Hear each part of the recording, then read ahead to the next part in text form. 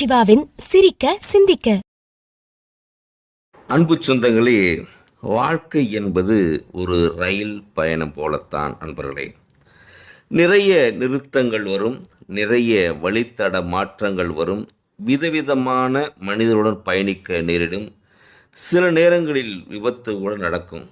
அனைத்தையும் ரசித்து கொண்டு நாம் வாழ்க்கையில் பயணிக்க கற்றுக்கொண்டால் வாழ்விலும் நம்முடைய வாழ்க்கை அழகாக அற்புதமாக அமையும் அன்பர்களே.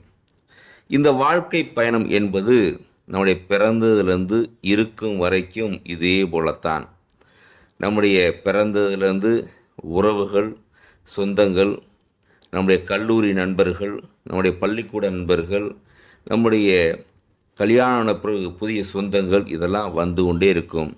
இதை எதிர்நோக்கியாச்சுன்னா வாழ்க்கை அற்புதமாக மாறும்.